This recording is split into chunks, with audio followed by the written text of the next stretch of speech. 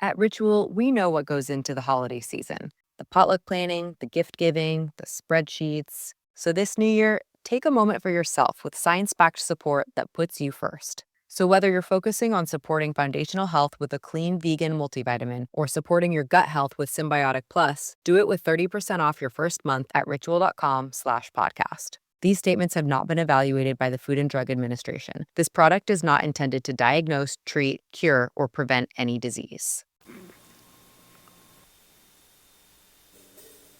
The best late night conservative talk show in America, Sackheads Radio. And listen, there are no people better on the air to give you the best in conservative talk than Sackhead Sean and Sackhead Clint. And we're working on the immigration papers for a certain other guy who happens to work here too. But for those who are tuning in around the world to the best late night conservative talk, Sackheads Radio. Sackheads. Sackheads. Radio. Sackheads. Sackheads. Radio. Sack. Sack. Sack. The best late night conservative talk show in America. In America. In America. Into the silo. And in this web was a large, I'm pretty sure it was the biggest spider I've ever seen. Good evening, ladies and gentlemen. It is the 4th of May, 2016. You're listening to the Sackheads Radio Show live on the SHR Media Network. Thank you so much for joining us this evening. All of you who were just listening to the exceptional one, Ken McClinton, thank you so much for coming over. And I'm going to, in a few minutes, I'm going to tell everyone about just an awesome tribute to Ken's daughter, Sharnice, that occurred. And it's just touching and amazing, and a fitting tribute to an exceptional young lady. This evening, Clint is off. He's on a secret mission, and I'm not going to say it has something to do with trying transgender bathrooms, but I'm not going to shy away from that as well. So use your own imagination. But fortunately, I was able to dig up the second best newsman in the business to sit in for Sackhead Clint this evening. And of course, I'm speaking of Dan Butcher from High Plains Pundit. Dan, thank you so much, sir. Good evening, everyone. It's great to be back. It's nice to know I'm wanted when you can't find anybody else to dig up. So anyway, I'm here tonight.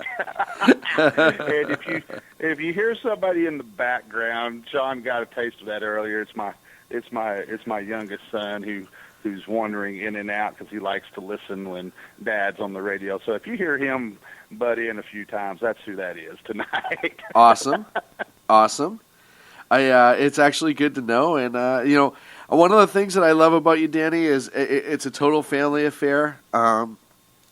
Obviously, your eldest daughter is becoming very much a part of High Plains Pundit, and news and politics in the country and the well-being of the country are a major part of your family. I just think that's amazing. I salute you for that. Yeah, and actually my oldest son now is taking part. He is actually doing all the video editing for High Plains Pundit. Oh, Lord. TV. All of the videos and stuff that you see over there, that is his thing, and he takes care. He actually goes and picks all of the videos and sorts through them and posts them, and he's doing a really good job so far. So really looking for very talented. He's far more technically advanced than I am when it comes to audio and video. He really does a great job, and so really looking forward to seeing what all the neat things he comes up with over the next few days. So yeah, it is. We are truly a family affair from me and Jane to our kids, and we like it that way. What else can you say? A family that talks politics together. Well, sometimes they end up shooting one another. In our case, we actually enjoy one another. I was going to say Hatfield, McCoy, something. I was thinking exactly. thinking something. I couldn't know it. Well, I appreciate you being here. I know you've been on a technical hiatus, and yes. I appreciate you stepping out for all of us here at SHR Media and stepping up. And a lot of people are starting to catch wind, but you and I and Ken and underground professor and some other folks are going to be together real soon here in Texas just next week. And I'm looking forward to that. You want to tell everyone what's going on? Well, next week we will be reporting and broadcasting live from the Texas GOP state convention. Of course, this is the largest GOP state convention in the country. It's the largest gathering of Republicans that takes place in the country, even a larger gathering than what you will see at the national convention. And the Texas convention is always the last state convention before the national convention. And what happens in Texas usually sets the agenda for what's going to happen at the national. And we got some interesting things that are going to be happening here. And you and I have talked about this. You know, this bathroom thing has just completely blown up and taken on a life of its own.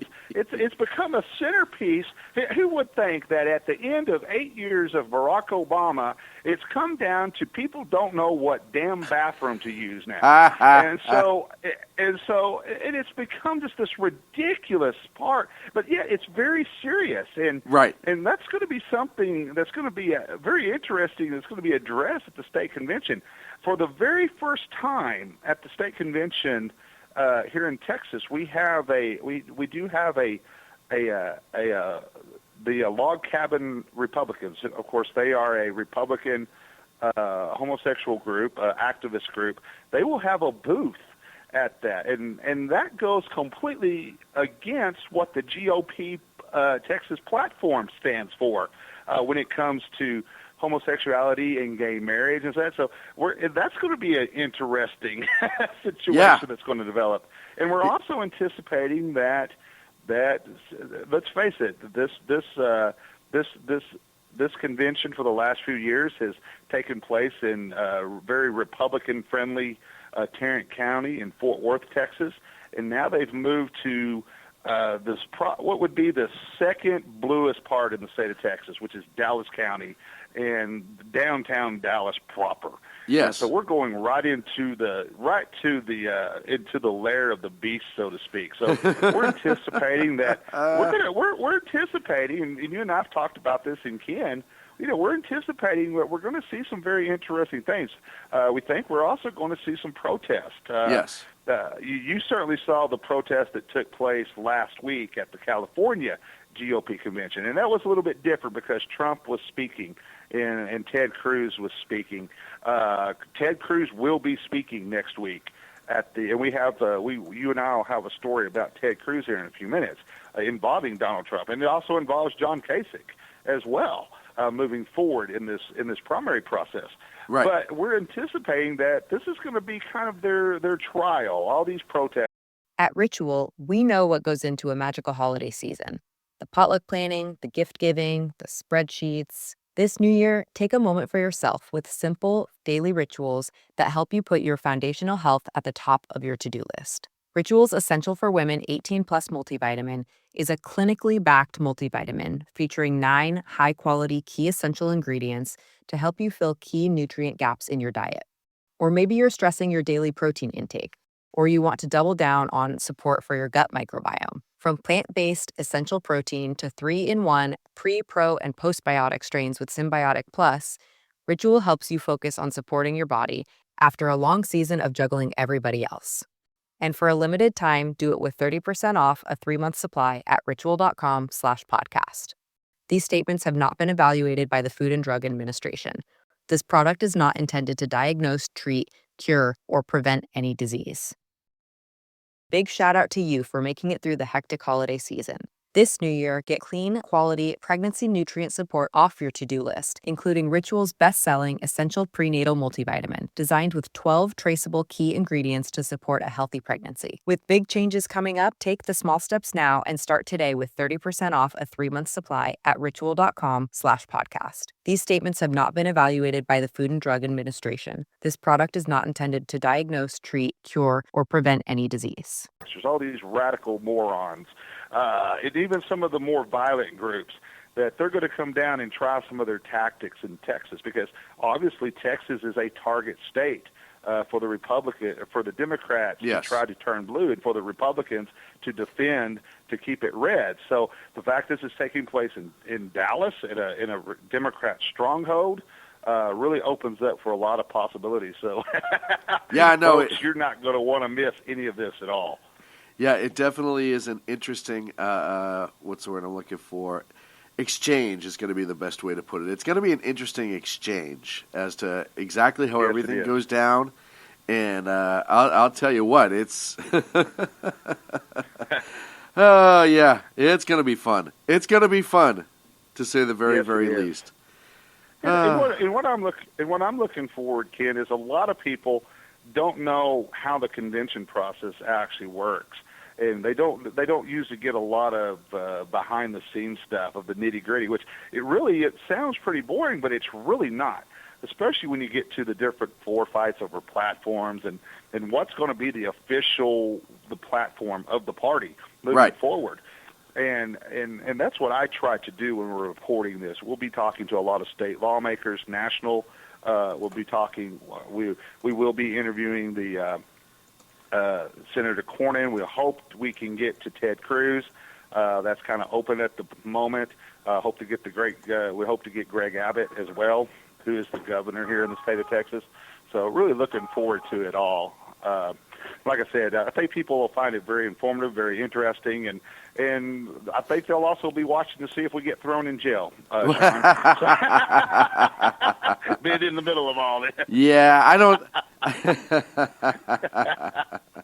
Well, like I said, I'm just there to cover it as a reporter. I'm not there to Well, let me tell you, though, you're probably very aware that sometimes when you got a lot of stuff going down, they just start taking people in and ask questions later. Yeah. So sometimes you get caught up and become part of the story, and that's just the nature of the beast of the business when you're trying to cover this type of stuff. So, guys, be ready. We're doing this for the readers and the listeners.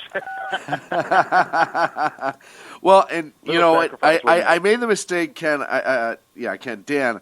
I sent a shirt a little bit early to Ken, and he opened it before I was ready for him to. But he says he's not going to wear it, and the shirt itself says "White Lives Don't Matter." So I'm kind of. I was a little bit early. I have sent him. I've got some Dallas Cowboys gear for Ken to wear, because I know, living in Washington D.C., that he is a big Dallas Cowboys fan. Oh, yeah. So I'm going to make sure that he's got a big Dallas Cowboys baseball hat with a big Texas star on it, and I'm going to get him a Tony Romo jersey. And so we're going to make Ken feel right at home here in the Lone Star State. That's awesome. That is awesome. Well, and that was one of his biggest concerns, which was the funniest part. So we had this conference call to set all this up last week, and out of everything, and Dan's like, "Oh, we have to watch out for this, and there could be protests." But over and over and over again, Ken just, I don't have to go to Cowboy Stadium, right? Can I wear my Chiefs gear? Can I do this? Can I do that? Or Skins gear, not Chiefs, Skins. Redskins. Yeah, that's all the concern was. Oh man. I'll tell Kid, you wear your Redskins jersey and baseball hat at your own peril. Go All Sox, I got baby. to say for Ken is the Cowboys had a much better draft than the Redskins did. So that'll pretty well end that discussion. Well, I think this is a news show that you two should embark on. Yeah. All right, so Exactly. I wanted to get out of the way. I want to give a disclaimer here. I'm fixing to walk into something that I don't know. He's fixing to blindside me with something. And people know that Sean and I have a long relationship going back and forth, teasing each other off the air, messing with each other off the air. On the air, too. Sean is setting me up for something here. Yes, I am. Dan, I know you've been away from electronics all day, so I'm going to spring this on you. I hope you haven't seen it. The biggest news of the week took place yesterday, as you know. And it took over social media. It was everywhere. Everyone knew what happened yesterday. It was no surprise. But I want to tell you, Caitlyn Bruce Jenner Oh, I know. Here we go. will be posing I know what this is. nude in nothing but her medals and his flag on the cover of Sports Illustrated. Your response, Dan Butcher. You know what? I think they should go even further with this. I mean, if Sports Illustrated is going to be breaking the mold and we're going to have the first transgender person posing nude on the cover, you know what? I think that issue that they put out every year of all the nude athletes? Yes. I think they need to go further. I think that Caitlyn Jenner needs to pose for that special magazine that they put out each year, and see what kind of reaction. I think if Caitlyn was to pose for that, they might find that Caitlyn is really still Bruce, Yes. with boobs. Right. So, anyway, More of a that's kinda Brucey where than we're a at. Caitlyn. Yeah. You know what? It is sad, and this is going to be. We're making light of this, but let me say this is very sad as to what Sports Illustrated has, as to what Sports Illustrated has become, as to what ESPN has become with all of the political correctness. Yes. Let's you look at what's happening. You have people being fired for speaking the truths and speaking their minds, and it's you're to the point where you cannot, if you're not politically correct, you could lose your job. And now you see what we're starting to see carry over into sports. You have the NBA threatening to pull the All-Star game from North Carolina. You're Yes. seeing the boycott of all the concerts. Over what? Because we're having an argument over what bathroom somebody should be using? You know what? It's very simple. You use Big shout out to you for making it through the hectic holiday season.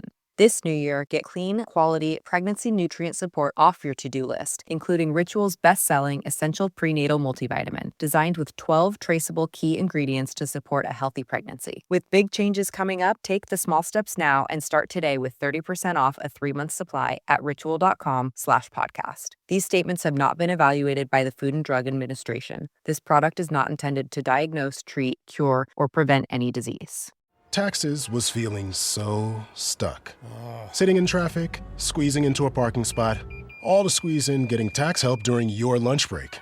Now Taxes is a TurboTax expert who does your taxes for you, while you go about your day getting real-time notifications about their progress and the most money back guaranteed. Now this is Taxes. Intuit TurboTax. Get an expert now on TurboTax.com. Only available with TurboTax Live Full Service, real-time updates only in iOS mobile apps. See guarantee details at TurboTax.com/guarantees. the bathroom with whatever that coordinates with whatever equipment that God blessed you with when you were born. And then if you choose to mutilate yourself at said point and actually go through with that, then we might can have a separate discussion.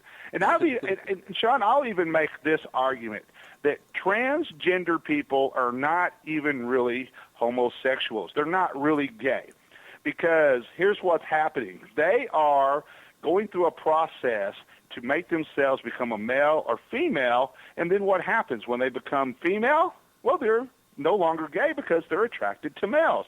The same thing for males or for females that become male. They go through that full process. So my argument is, why should gay rights even apply to these people to begin with? If you go through that process, you have become a male or female in every sense of the word legally, so those rights no longer apply to you. You're no longer one of that 3%.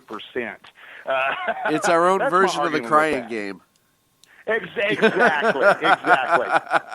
I'm just concerned as to where he's going to be hanging the medals from. That's my biggest worry. Yeah. Shall I go on? let me ask you this. Yes. Let me ask you this. Can the Olympic Committee take away Yes. those medals? Yes. Technically, since, They won't. he earned, since he's become a female, he earned them as a male.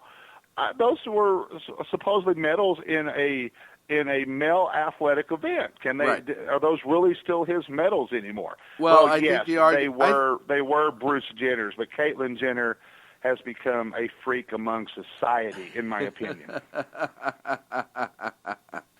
I think that they will let him maintain it, and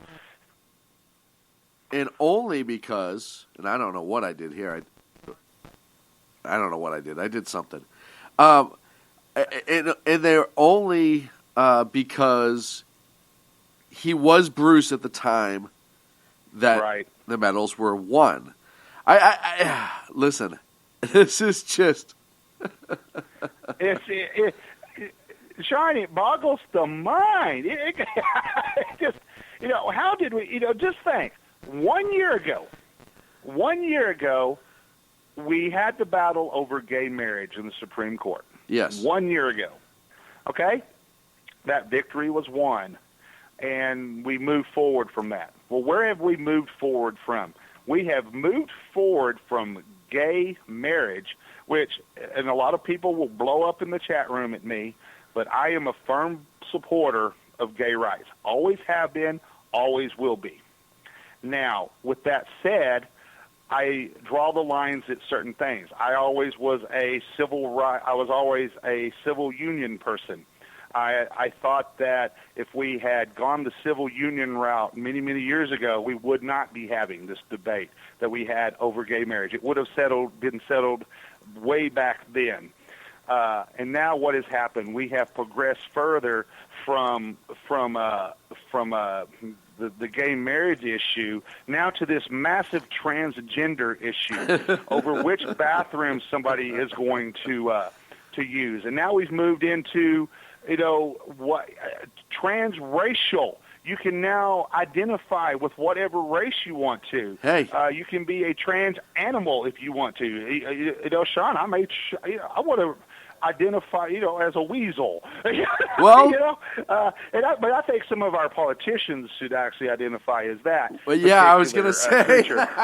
But see, you see where we're moving forward to this. You have the folks from Sister Wives are now going back to challenge, so to make polygamy legal. They're saying if gay marriage is legal, polygamy should be legal. You should be able to marry whoever you want, whatever inanimate object you want, whatever make-believe friend you want, whatever imaginary personality. You can. They want to go as far as to you can marry, all of the personalities running around in your head if you're schizophrenic. But I make that point is we're going into uncharted territory in our country that's a downward spiral. And, we have to draw the line somewhere. And I've always drawn the line on this transgender issue. I don't have a problem with the gay rights issue per se. And I'm a full supporter of that. But I draw the line at the transgender thing. I think that is something where if people are willing to mutilate themselves and go against the way that God created them, there's something wrong there. And even the true the gay people in the world, they look at a lot of these transgender people and shake their heads going, you guys are nuts, and they are, and they are, and you move forward from that, and now it's just opened up this wide open door of just decadence, immorality that we're starting to see pour into our society, and this is what happens with progressivism. And guys, this bathroom thing is just the next step in the ultimate holy grail of the radical gay rights activists, and that is to make the churches recognize homosexuality and attack the first. as being born that way instead of a lifestyle, and also accepting, once again, if you want to dress up like a panda, strap a bomb to yourself, you know what? There must have been a reason that society made that person do that. Which we recently saw. Yeah, it's always society's fault that drives people to do this, and you have that right. And I'm all for individuality, expressing yourself. But guys, this goes to a whole new level of freakiness, immorality, and stuff that people are just not right in the heads. And if you're a transgender person and you want to call into the show tonight, please direct that call to Sean Lewis, care of Sackheads Radio. But in all seriousness, I'm happy to have that debate with you. I really, really am. You know what? Just because I'm a good sport for this, and I'll be happy to mediate because I get a kick out of this sort of thing. Yeah. I'll put out the call-in line 916-282-9806, 916-282-9806. The other call in, I'm ready for you. The other strange thing is it's funny how the sports world is going out of its way to all of a sudden embrace the transgender thing. I mean, look at ESPN attacking Kurt Schilling over a personal belief, and if anyone who doesn't realize, Kurt Schilling's a very spiritual, conservative guy, firing him, and now Sports Illustrated with this whole Caitlyn Jenner, obviously ESPN last year giving her the female athlete of the year, even though it's a dude. Listen, I'm with you in a lot of it. I don't care what two grown people do behind closed doors in their house. It's nobody else's business. As long as everyone's involved is okay with it, it's not for me to judge. I really believe that. I kind of put it back to only God can judge. Like, hey, they're not committing a crime, so it's not up to society to judge per se. But at the end of the day, when you're marching out and you were Bruce Jenner, and all of a sudden you have a set of knockers and you're on TV, and they're showing videos of you used to be a guy, and all of a sudden you're a female, and my kid looks at me and goes, well, what's that all about? Exactly. I have to fake a stroke and fall onto the floor and have the medics come and take me away just to get out answering the question. Because what do you say to a 5-year-old? What do you say to a 5-year-old? Oh, well, he had boobs put on. He's going to cut off his penis and become a woman. Well, why? Oh, shit. Why didn't you ask me the formula for cold fusion? I had a better shot at it than I have one now. You know what I mean? Like, I don't know why. I can't explain why, but we are so in everybody else's face right now with our personal business, and look how great I am, and blah, blah, blah, blah, blah, that we are losing the respect of people to their own privacy. And I mean this, listen, I've said this before. It disgusts me when I go to a restaurant with my family and there's heterosexual couples that are practically making love at the table while I'm trying to eat dinner. It disgusts me because it's public decency. You're supposed to act a certain way in public, and you're supposed to be respectful of the people around you. And we've lost that by and large in this nation. And it's just crazy. It's just crazy. And Sean, let me throw this out at you, and let me 30 seconds. Let me tell you just how. Okay, well, let's do the break first, and then I'll come back with this, because you surprised me and wanted my reaction on something. I'm going to get your reaction on something. In case people can't notice this tonight, Sean and I are just kind of freestyling tonight, trying to get a rise out of one another and a reaction. And so I have a feeling I'm going to get a very good one out of Sean when we come back after the break, guys. Back with the editor-in-chief of High Plains Pundit, Dan Butcher, right here on the Sackheads Radio Show. Stick around. We will be right back. Conservative media done right. You're listening to the SHR Media Network. Breaking news. According to the latest report coming out of SHR Media, a merchandise store to support both the Reaver of Common Sense and SHR Media has just been unleashed to the general public. Be forewarned that this site can be contagious and numerous items can be purchased to support the best news programming. Go to Reaver.one website and click on the store link to check out the merchandise.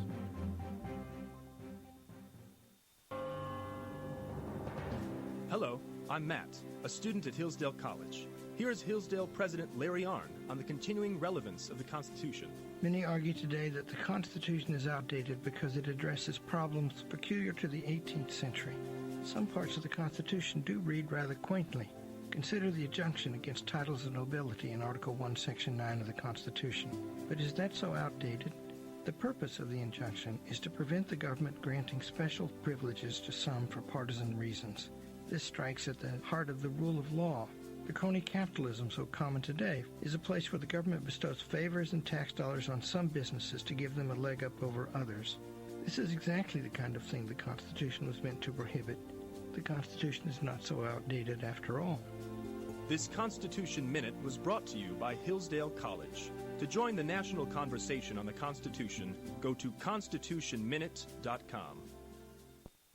Times are dark. The people misled by corrupt politicians, lied to by establishment media, and deceived by the false messages of Islam. A nation in confusion needs a guide. It needs a man with a cane. I'm Dave Milner. Join me on Spreaker, SHR Media, High Plains Talk Radio, Live Rebooting Liberty, and YouTube for a unique brand of commentary on the unpleasant blind guide. Because truth is not always pleasant. In a world controlled by corrupt politicians. You got a business. You didn't build that. A team of ordinary men emerge from the ashes to give voice to the voiceless and hope to the hopeless. Sackhead Sean. Dude, I'm not saying calf was stupid, bro. Sackhead Clint. All good friends of ours usually show up drunk. Also starring Sacco as the producer. I'm a little bit drunk, cause I'm drinking. They are the Sackheads Radio Show. Every Wednesday at 8 p.m. Pacific on shrmedia.com.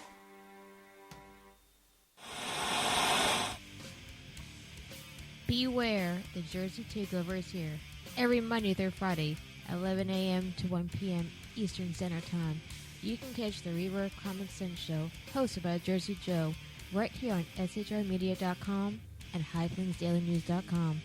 Only Jersey can deliver hell like no one else, so consider this your fair warning.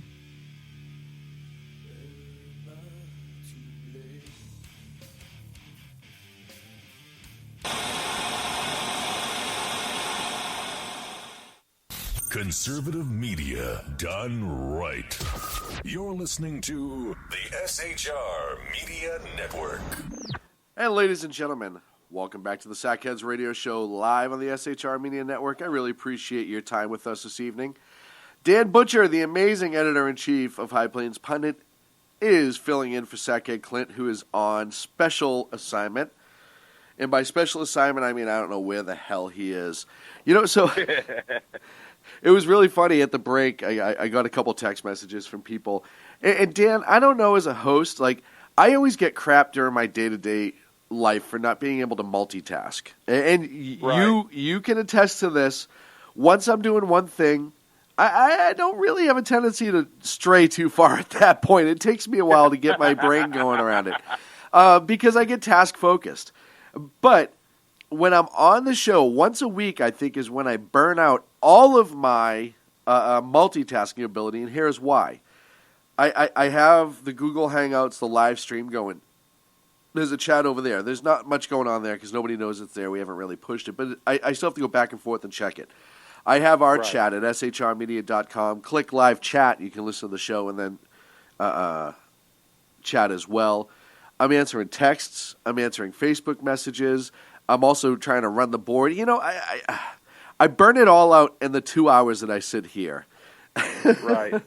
And now everybody thinks that I've locked Clint in the bunker with Sacco, and that I have them both secured somewhere. I want to know when I became the jerk on this show. Well, ever since you became the, everybody knows you're a racist, and you're always, throwing, you're always throwing Ken under the bus. Every when chance it comes I get. to stuff. Every chance you get. Every chance I get. Well, and I'll be honest, tonight I'm sitting here, as I often do if I'm, even when I'm a guest on somebody's show or giving interviews or something like that, I'm usually doing something. I've been away all day, so I'm getting caught up writing articles and starting to post stuff, and that's where I'm coming across, some other stuff for tonight's show, that we'll talk about, and I'm just kind of following Sean's lead tonight, so this will be all getting reactions from Dan most of the night tonight. But I want to turn the tables on you for a minute here, okay. And I want to continue our discussion because I think this is very important, and with what is happening in our society. And Sean, you're a big Boston Red Sox fan, and yes. and you're very familiar with the 2004 American League Championship Series when the Red Sox were down 3-0 to the Yankees, and then came back to win that series 4-3. Agador and I bet you if we watch those replays, you'll see Agador and I both shedding tears. Exactly. And I'm the first one to admit I cried. What is the most defining visual moment Bloody of that sock. series, Sean? Bloody sock, Kurt Schilling. You got it. It got it. So here's where I'm going with this. Okay. ESPN, Yes. I want to get your reaction to this. This is how petty this has become. ESPN did a documentary recently called 4 Days in October. Yes. And 16 minutes of that documentary focused around the bloody sock and Kurt Schilling's amazing performance for that. Yes. And just to let you know, just to remind everybody, he was pitching at Yankee Stadium, and the Red Sox had not won a World Series for 86 years up to that point. Yes. He won a decisive victory on a day that the doctors had sutured a loose tendon back into the skin. His ankle began to bleed, soaking the sock. But he still pitched 7 innings through pain and blood. Of course, Kurt Schilling, his record 12-2, second to none in playoff history in Major League Baseball. He's the greatest postseason pitcher in Major League Baseball history. Yep. Now, here's what ESPN has done. They're going to replay 4 Days in October. After another live event that they're having, they actually edited out. Are you ready? They edited out the entire involving Kurt Schilling. The most pivotal point in that series, the most visual point, the one that is Red Sox lore, Red Sox legend now, Major League Baseball legend. ESPN has edited that sequence, all 16 minutes of that involving that game and Kurt Schilling out of the documentary. Yes. Sean, your reaction? Absolutely disgraceful. They're doing a target assassination, trying to erase history of a man who had one of the biggest games ever pitched as far as playoff for the Red Sox. And I say for the Red Sox because I'm not going to say it was the biggest game ever pitched. You're talking about a man who had literally trainer table surgery 6 hours before the game, and he came out, pitched 7 strong. And when I say strong, it was the most vintage Kurt Schilling that you had seen in probably 2 years. He was pounding the strike zone with fastballs. His breaking balls were hitting the edge, and he's always a competitor. Kurt Schilling was always a competitor. Even when he had his worst stuff, he was a competitor. But he had that look in his eye when he went out there, and it really was just astounding. It was a game that even Major League Baseball itself still says, one of the most intriguing games to watch as a fan, and I would agree. I don't care if you're a Red Sox fan or not. It summed up who he was as a competitor when he was on the field, and just the grit that he maintains as a person. You had Kurt Schilling come out a week and a half ago, post an anti-transgender bathroom statement on Facebook. ESPN not only fires him, which, by the way, if you listen to Sunday Night Baseball now, there's like 3 people that anchor it, and one of them is a female that nobody knows who the hell she was, but all of a sudden she's a baseball commentator. Right. A color person, which I think was just strange. But they erase him from that. They say nothing about it publicly for the most part, other than he's no longer with the organization due to a Facebook statement. They can't even stay up and be like, hey, you know what? Our politics are different, and we won't tolerate that in our sort of business. And if you are at all a conservative and believe that, you need not apply. At least have the stones to say it. But they dump Kurt. Exactly. And then on the 30 for 30 segment, 4 days in October, like you said, 16 minutes of that segment, 1 hour show, was dedicated to the Bloody Sock game, Game 6. For sports fans and Red Sox fans, and anyone who's really a fan of baseball, it was a historical part of the game. Now, mind you, the Red Sox won that game and then won the next game, and because of Curt Schilling's performance in that game, they were able to move on and eventually win the World Series. Everyone forgets that after the series in New York, they actually played the Cardinals and swept them 4-0. But everyone still thinks that was for somehow the World Series was magically between 2 American League teams that year. And it kind of was. And ESPN has no respect for the personal beliefs of its employees. You either swallow the poison or the Kool-Aid, depending on which way you want to look at it, rank and file march, and shut your mouth, or they're going to fire you. Look at what they did to Stephen A. Smith. Exactly. Everyone forgets Stephen A. Smith, and I don't necessarily agree with everything that comes out of his mouth, but he is a very outspoken man. And he said a lot of things that are controversial, especially when it comes to race relations in this country, et cetera, et cetera. And much like Shaquille O'Neal, going against the grain of what is common and popular in mass media right now, and called a lot of people out on their BS. And they did the same thing. Stephen A. Smith used to co-host shows, and now he's at best a 3 to 4 minute color commentator here and there. They attack who they disagree with personally and destroy their careers. Not that Curt Schilling needs the money, per se, but the simple fact of the matter is he was a pretty decent commentator. Yes, he was. And to have his insight in the game of baseball, just like with a lot of the former athletes who fill that color commentator role, as a sports fan, when you are watching that, it's very insightful to have somebody who has been on that field explaining to you what is going on. And it wasn't a performance issue. And that's the thing that drives me crazy. You know, it's one of those things, in most private sector jobs, if you have somebody who is not playing along with what's going on the team, doesn't matter what it is, you have to do some performance issues. You have to do this, that, and the other thing. Now, it's ESPN can fire whoever they want. And I don't know if it was in his contract that if you say anything that we deem negative, we can let you go at any time. I haven't seen Curt Schilling's contract.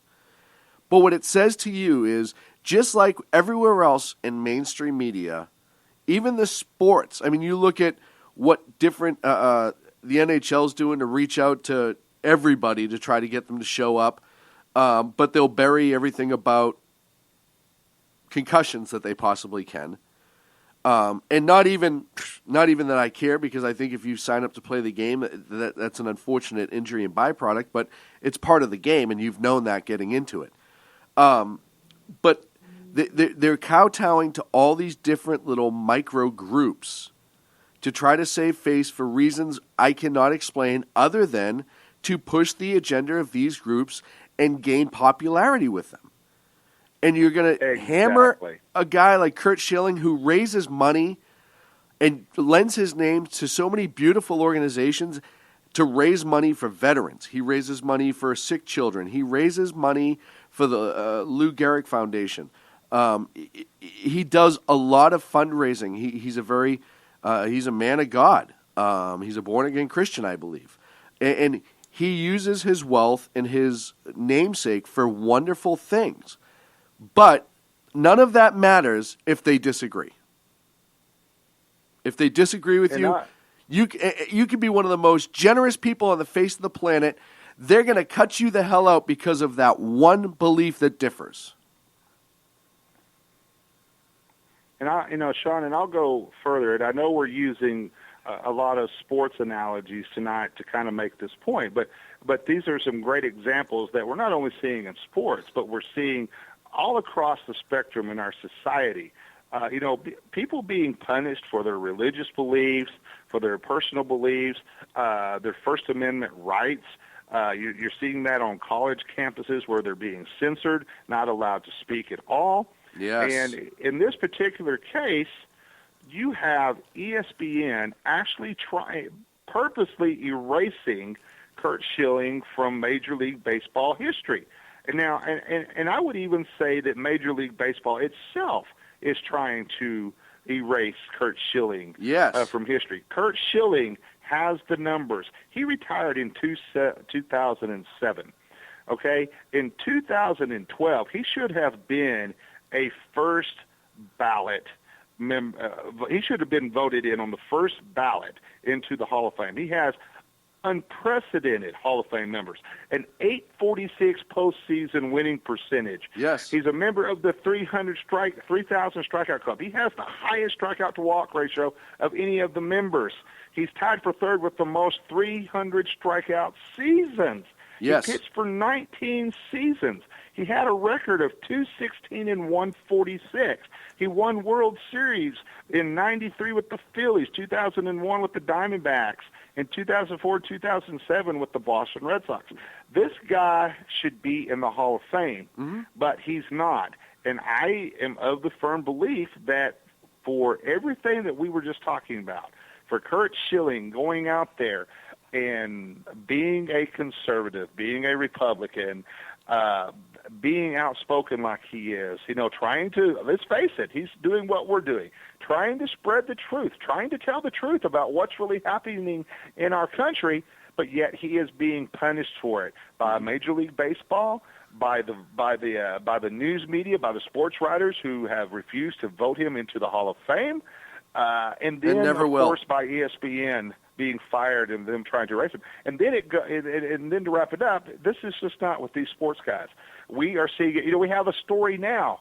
It finally broke. For a long time we have speculated that Facebook was specifically not so much blocking content, but choosing and picking and how that content was available on their website. Now, once again, Facebook is, like it or not, it's a privately owned website. Yep. They can do with it what they want to. Yep. But we now know that we had the news report came out yesterday that they purposely prefer content for more liberal websites, such as the New York Times, from Times Magazine, et cetera, over that. They give preference to that type of content over content from conservative websites, more conservative outlets, whether it be my own website, High Plains Pundit, or The Blaze, the Daily Caller, the Washington Examiner, the Washington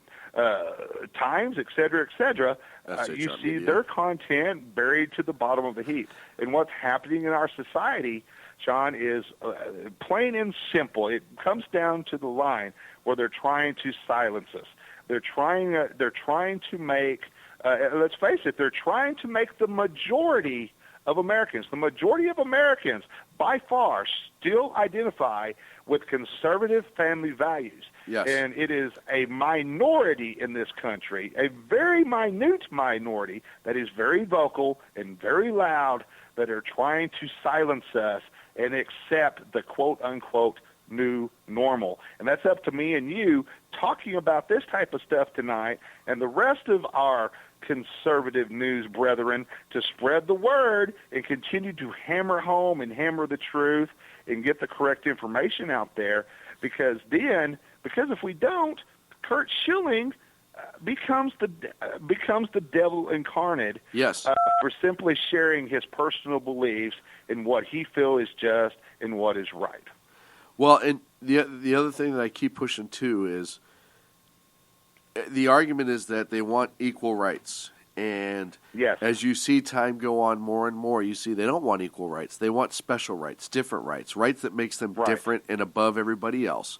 And that's where I have to draw the line. Equal rights? Absolutely. Special rights? No. We talk about it on the show when you have hate crimes because somebody's a specific nationality or gender or whatever. If you assault that person with knowledge of it, you get charged with a hate crime. Well, why is that? Why is that any different? Why not just up the basic assault for everybody? Why can't everybody? Well, because we want to persuade people from attack. Well, you're not going to teach morals at that point. Once that person decides that they're going to hurt somebody else based on their race, religion, and or gender something, then that horse is out the barn. What they should have done is when they were children, their parents should have taught them how to have some respect. And even if you disagree with somebody else, it doesn't mean you have the right to attack them either professionally, personally, physically, or otherwise.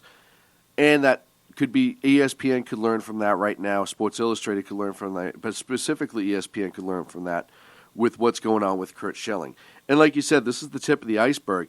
And you know what they did with this? They took one of the most prominent postseason pitchers, a man who is a workhorse, and especially in New York, Philadelphia, and Arizona, who is recognized for what he did in those cities, and they made him the scapegoat. They made him, like you said, the devil in front of everybody, in front of the whole world. They turned around and they said, hey, you know what? Curt Schilling is an evil bigot. So much so that we're going to pull him from the air. We've had some other broadcasters say some batshit crazy things on the air live and maintain their jobs. But in this case, Curt Schilling's done. And anyone else who works for our organization that dares try to step up, you can get in the unemployment line with Curt Schilling. Now, again, Curt Schilling doesn't need the money, but that's not the point. The point is he was hired because they believed he could do a good job. I believe he was doing a good job, and then they attacked him for something that is honestly a spiritual belief. I believe in his mind,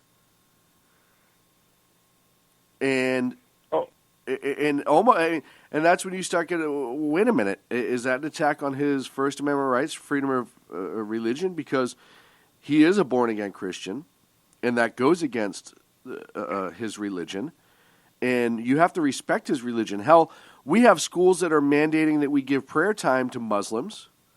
We have job things that if people can't work on Sunday because of spiritual beliefs, you have to give them the day off, et cetera, et cetera. Why can't that be accepted as part of his protection of religious freedoms? And Sean, I know, at the top of the hour after the break, we're gonna get into Ted Cruz, Donald Trump, and Kasich and all of that. Who? Really. Who? Who are any of these people that you're talking about? I have no idea who they are. Exactly. Who are any of these folks? But in all seriousness, if people are wanting to know what has led to the rise of Donald Trump, what has led to the rise of Ted Cruz, whether you like them, love them, hate them, or whatever, if you're wanting to know what has led to this and what has led to what we're seeing in our 2016 presidential election, what we have seen transpire in the GOP primary, what we're actually also seeing transpire somewhat in the Democratic primary, which I personally feel is not over. We're seeing new life from Mr. Sanders after his upset victory last night in Indiana. We're also seeing him putting more superdelegates in his pocket. But bottom line is, what has led to the rise of these candidates is people are pissed off. They're sick and tired of the political correctness. They're sick and tired of the political correctness being shoved down their throat. They're sick and tired of having their First Amendment rights challenged, of having their Second Amendment rights challenged. They're taking a stand, and they're saying enough is enough, and that is why you're seeing the non-traditional candidates. And I would even argue even Ted Cruz is a non-traditional candidate. He's unlike any type of presidential candidate you've ever seen before. So is Donald Trump in that same vein. Once again, whether you like him, love him, or whatever, this is what has led to the rise of these candidates. They're talking about the issues that we're talking about because we're sick and tired of all of this, Sean. You and I talk about it. You know, if anybody's ever wanted to know what one of Sean and I's conversations is on the telephone, you're hearing it tonight. Yes. We express concern and try to work out come up with solutions. You know, we do this more than we're doing this for more than you know, just wanting to talk ourselves blue in the face. You know, we're trying to make a difference with this.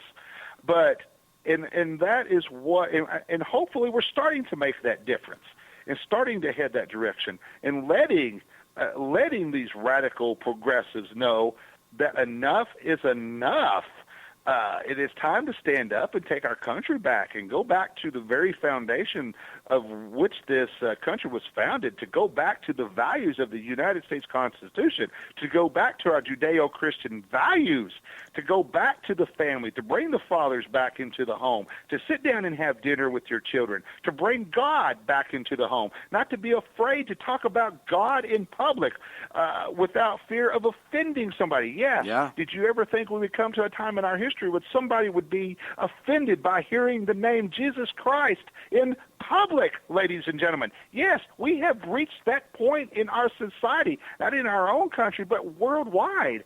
And now is the time to make that stand, because if we don't, our children and grandchildren are going to have a very radically different country than what we have, and we've got to make that change. And if Trump is the solution, so be it.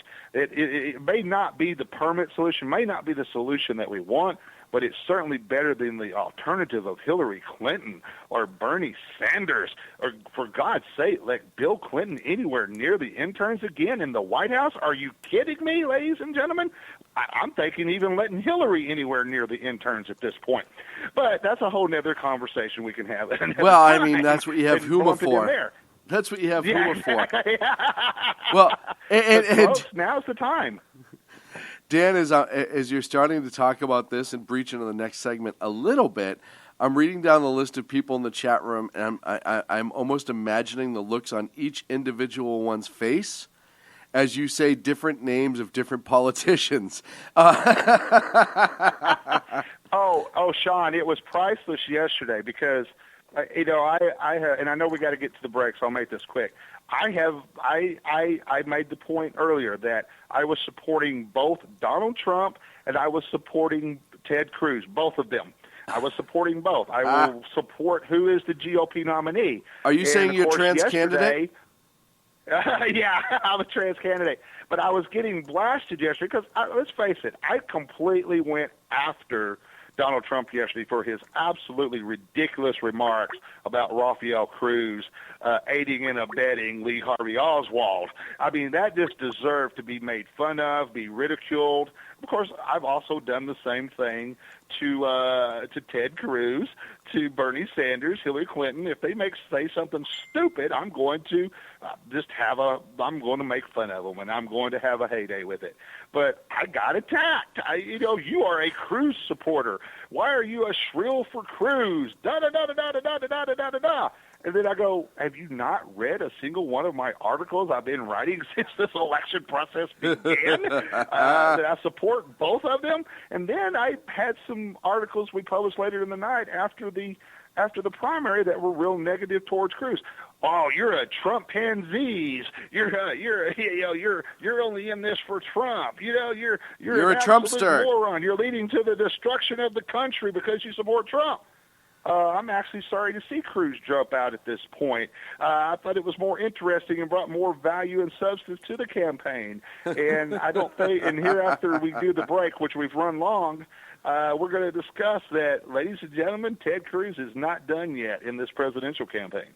Yeah, all that and more. And we're going to talk about everything, including somebody who got the message everyone else got months ago. All that and more here on the Sackheads Radio Show live on the SHR Media Network. If you're listening and you're not in the chat room, shrmedia.com, click live chat. Also follow us on Facebook, Sackheads Radio. We're on Twitter at Sackheads and some more. Back in a minute here with Dan Butcher, the editor-in-chief of High Plains Pundit. Oh, and there's a special guest on the line when we get back. Be right back. Conservative media done right.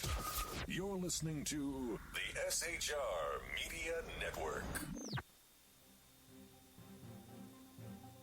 Breaking news. According to the latest report coming out of SHR Media, a merchandise store to support both the Reaver of Common Sense and SHR Media has just been unleashed to the general public. Be forewarned that this site can be contagious and numerous items can be purchased to support the best news programming. Go to Reaver.one website and click on the store link to check out the merchandise.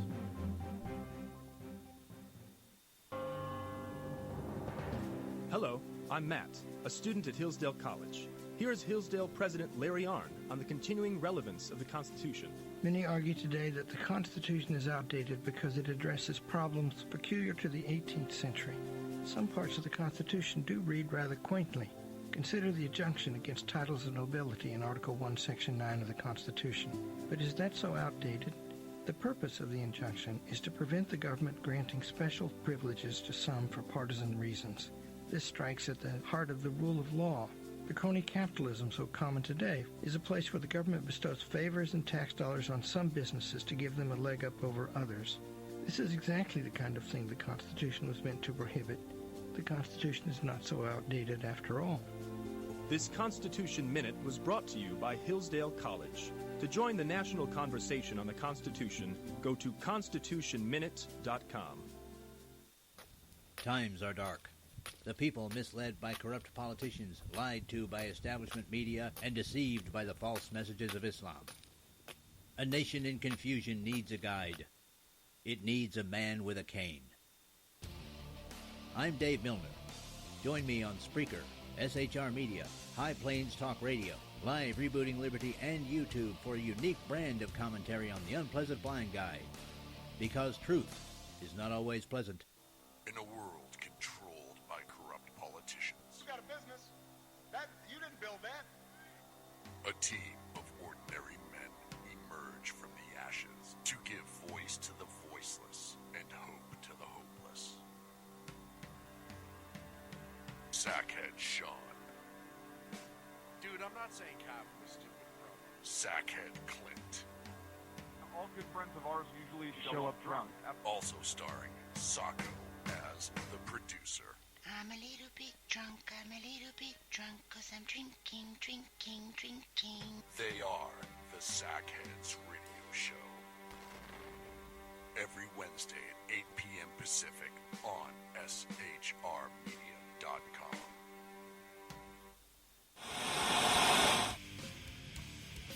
Beware, the Jersey Takeover is here.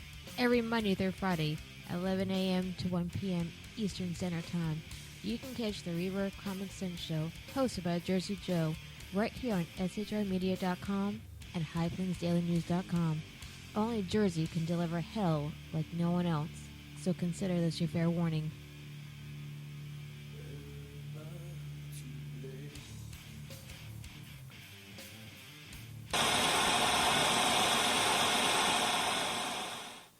Conservative media done right.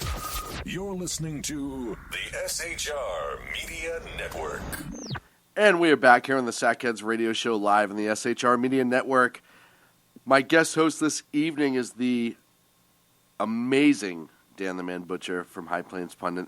He is not the second best newsman in the business for nothing, folks, and let me tell you that right now.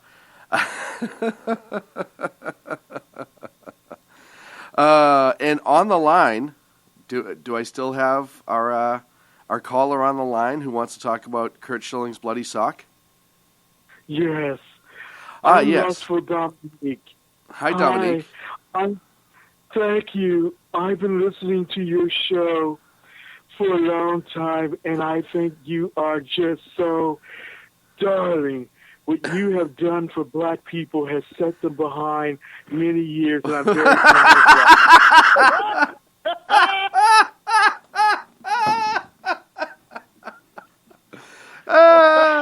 Oh, really? Are you still there? Unfortunately. Oh, I am just so excited. Is this Sean?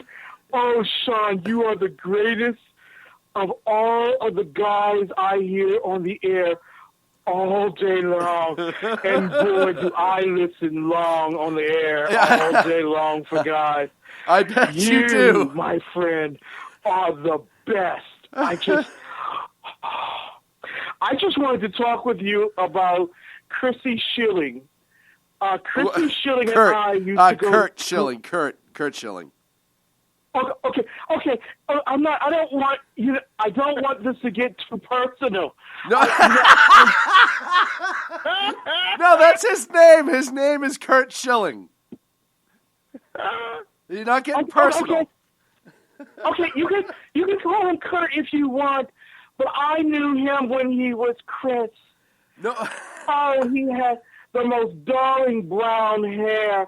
Oh, and well, I'm sorry. Oh, I gave it away. I didn't want to on national air. I think you're confusing him. The reason why the sock was bloody was not because of the tendon surgery. Oh, no. I want you to know, I was there. You were an eyewitness. Lustful Dominique, you were an eyewitness. Pray tell, what is your side of the story? Because part of me is my sister. We now call her. I don't like to be confused with my sister. She was born that way. Pray tell is your sister. I'm so sorry. Oh, it's okay. I've forgiven her. Oh my God, this hurts. How does this happen on my show? Dominique. Our guest here, something that people don't know about our guest here. Our guest here identifies as a trans redskin. Trans foreskin? We want to praise you and give you the acknowledgement about your courage for doing so. Yes. It's not easy to do that. It's not easy coming out of the parking lot for anybody. Trust me. But I just want to say that without giving too much away, the bloody sock had nothing to do with tendon surgery. It happens every 28 days. Okay. That's all I want to say. That's all. That's all. And I want to clear up two things. Dominique, I believe you're thinking about Caitlyn Jenner and not Kurt Schilling. That's for starters. Number two, are you one of the Redskins fans that dresses in one of the dresses and wears the pig nose and the ladies' hats? I am not that one. I'm the one next to it. Well, I'm so glad that we were able to square that away. An alleged eyewitness from the Bloody Sock incident back in 2004 in New York. Lustful Dominique. But Sean? Yes. Sean, we have a breaking story that I just realized. Oh, no. We now know that the Washington Redskins, and I want to make sure I get this correct from our caller, the Washington Redskins are segregating their fans. Is that true? No.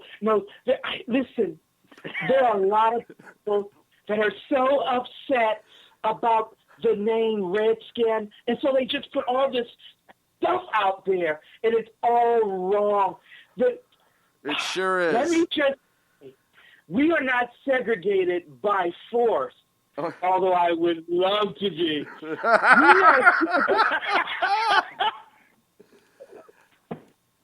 Go on. We are segregated by choice. I don't sit with the Dallas Cowboys, and they don't sit with me. Although there are Now, Dominique, I do have a follow-up question to that statement. If, say you run a bus, and half the Sean, you are the bestest. and you were getting on this bus, and let's say the front half of the bus was filled with Cowboys fans. And obviously, because of your choice segregation, does that mean you'd automatically go and sit in the back of the bus? No. I would rotate between seats. Oh, yeah, well, that seems to be your thing, huh? Well, someone has to have a forte. I'm sorry, did you say foreskin? Forte is my brother. Oh, Forte! Sean, I'd like to recommend a good therapist for our guest here, so they could properly get over this issue they have of being a transgender Redskins fan, and so that they could properly identify as a Dallas Cowboys fan. I think I need. We have a therapy. few names we can give them and can call. Yes, we can absolutely. I think a sports therapist would probably help. I think that I'm actually going to need the one who's going to need counseling here after this phone call. Excuse me, because I don't get a chance to call too often. No, you don't. I just want to say this to you. I think every store should have a bathroom as big as the bathrooms on the bus, whatever one we drive, whatever one we ride. One bathroom for all people. We should stand and we should march together. How did this happen? How did we get to this? We were supposed to be covering the damn election. One bus, every God, for all people. Social justice, America, gotta break on it. Listen, Lustful Dominique, I appreciate you calling in and being as open as you are about who you are, and I think that's just special. You're getting really personal. That statement about being open. What is that, 7-Eleven or something? You want to make a joke? Sorry. I wasn't trying to make a joke. I was just trying to thank you for being yourself. And listen, we do have a segment we need to get to that's non-gay Redskin related. So if you have anything else you'd like to add, now is the time before we move on. I have another caller calling in here shortly to discuss politics, and it would be rude if I were to cut them off. Well, I just want to send a shout out to my father henceforth and my mother forevermore. Jesus. Thank you for taking the call. And I really enjoy ICRN, your station, the station I listen to all day. No, yeah. Okay, thanks, Dominique, for that. I don't even know. Secretary Clinton, do you have something to add? Okay. All right, barking like a dog. That's kind of where I'm at with it, too. Oh man. My gosh. Oh, boy. That just became one of the all-time classic segments on Sackheads. It never ceases to amaze me, Dan. This is why I always get afraid when I open up the phone lines. And it wasn't that Lustful Dominique was a bad guest. It just took us off on a tangent we weren't quite expecting when I saw the number pop up. Oh, man. Now I'm going to... I'm so glad we're not under FCC regulation. Oh, man. I'll tell you... We would be in so much trouble. I'll tell you what. I was expecting... In a few minutes, only because of the subject... the comments in the chat room... Oh, I want so bad to answer all of the questions you're asking. However, I don't know if I have the stomach for some of them. I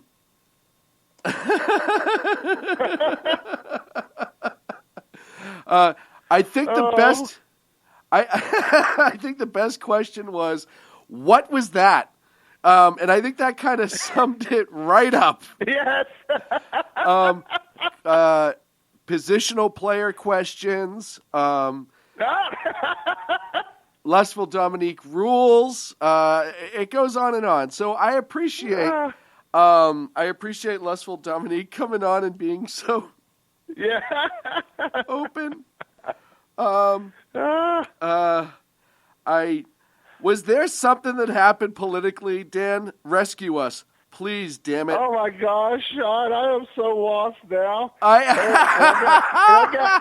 And on top of everything else, I got kicked out of the chat room, so I apologize, everyone. No! Okay, you know what? I want to. I want to come back. I want to change the tone just for a minute, and I want to acknowledge someone. The oldest U.S. World War II veteran passed away at the age of 110. A lot of you may be familiar with this gentleman. He was also the oldest living man currently in the United States, and that was Frank Livingston, who passed away Tuesday afternoon in Shreveport, Louisiana. He was born in 1905 in North Carolina and was one of 7 children. He grew up in northern Louisiana, enlisted in the U.S. Army in 1942, served as a private during a campaign in Italy from 1943 to early 1944, and was honorably discharged in 1945. A lot of you might remember he recently visited the White House in 2015. So he was an amazing, amazing man. So we want to acknowledge the passing of Frank Livingston. Yes. Now moving forward, Donald Trump today. Can I just say something about Mr. Livingston? Let's face it, completely destroyed Ted Cruz last Hold night on, in the Dan. primary. Dan, Yes. I just want to chime in for Mr. Livingston one moment, please. If Yes, I go could. ahead. And only because I feel this needs to be said. It saddens me. My grandfathers were both, and grandparents were both part of the Greatest Generation. And the numbers of World War II veterans and the Greatest Generation members, if you will, who are left is starting to dwindle greatly. And, that's something that I want to make sure that people are teaching the younger generations. And I know there's a lot to teach these kids, and we've lost our way in what we're teaching the last couple of years. But the courage and the strength of not just those who served, don't get me wrong, the veterans that served in World War II are bar none, far and away, but also the folks back home who stepped in and, you had Rosie the Riveters and all the female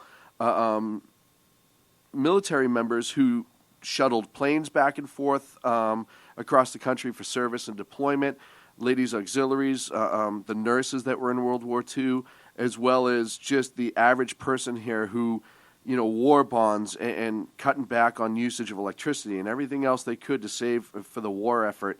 Mr. Livingston was part of that generation, and it's really, really sad to see him pass, but it's also a good way to bring up reminders about why that generation is so important to our country and how amazing they were.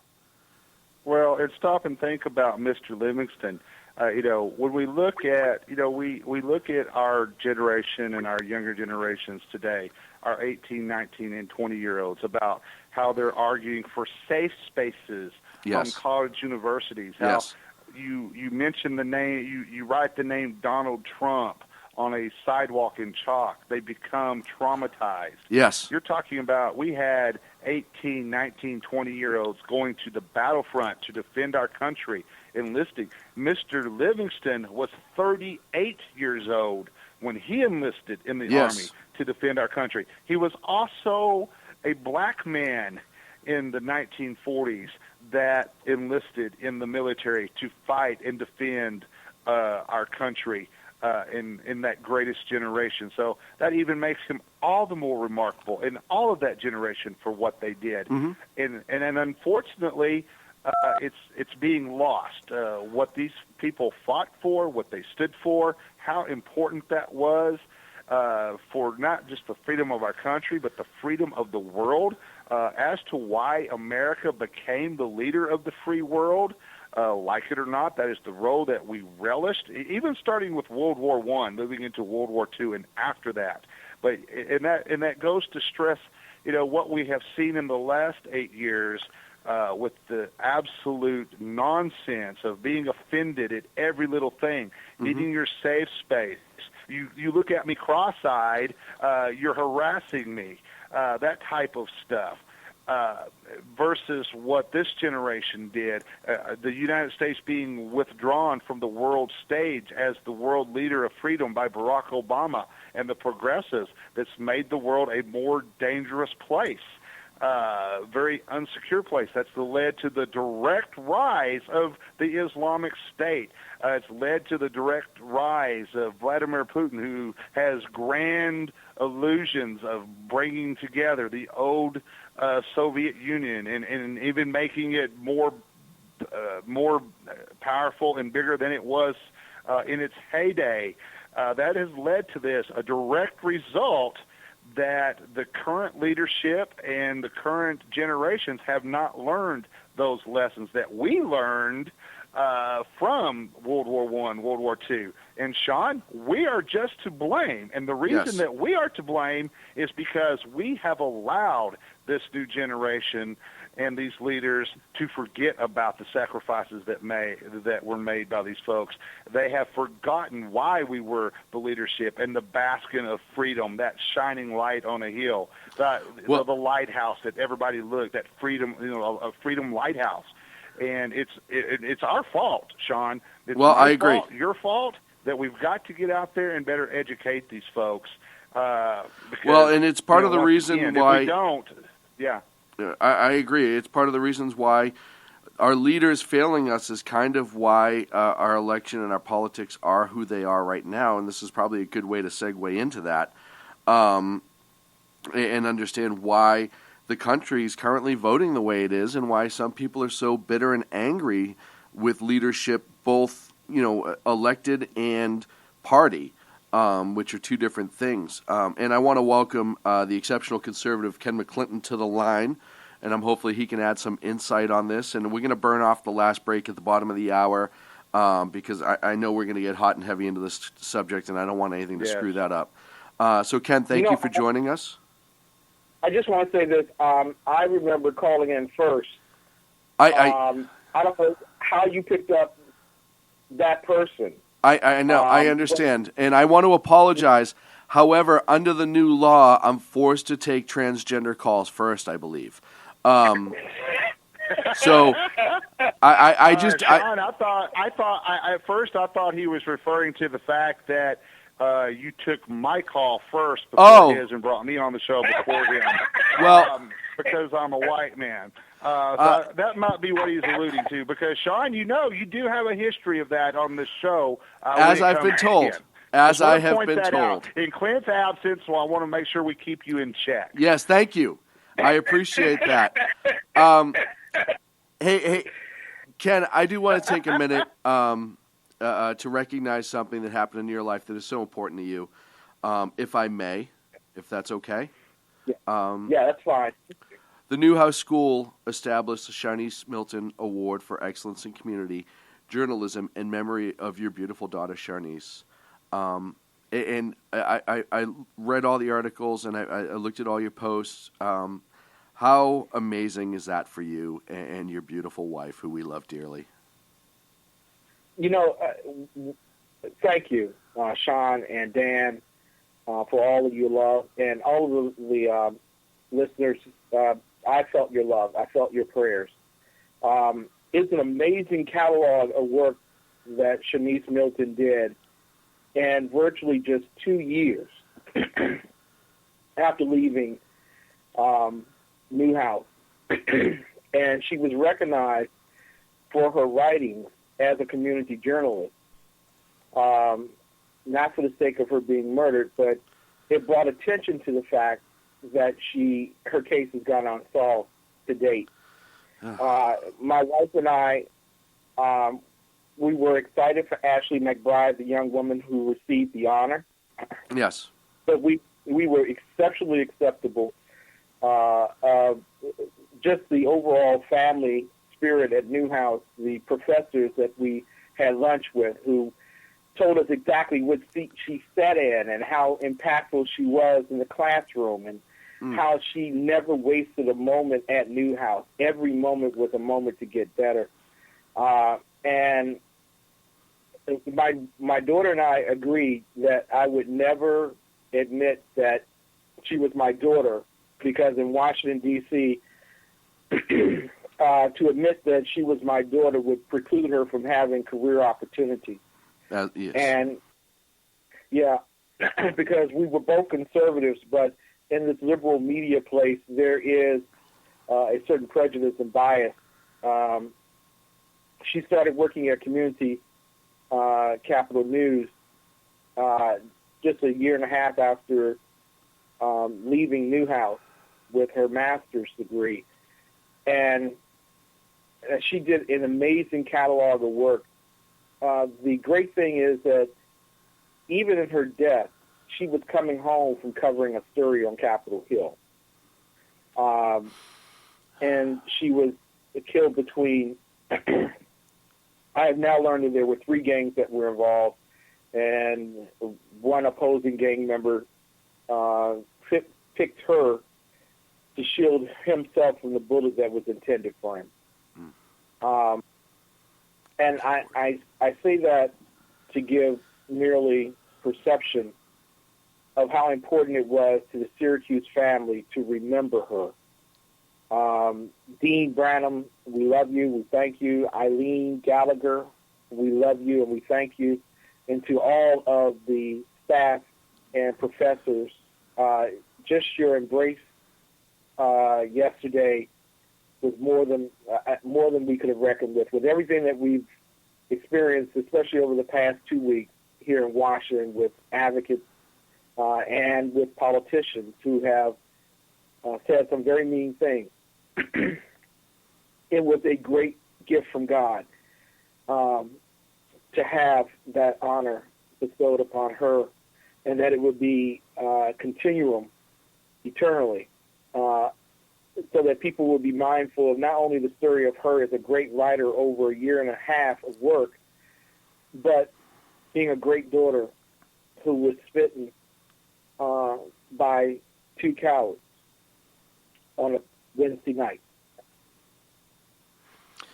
I can't add anything intelligent other than, as always, our thoughts and prayers are with you and your family. And Sharnice brought so much good to this world, and obviously those involved and responsible need to be brought to justice. And that's something that you have taken on the forefront with Open Heart, Closed Case, and just in your daily work and who you've become this champion of those who don't have a voice, and not just in the D.C. area, but throughout the country, of trying to give those who were taken a voice and trying to solve these crimes to bring their families closure and bring closures to the victims themselves. And I applaud you for it.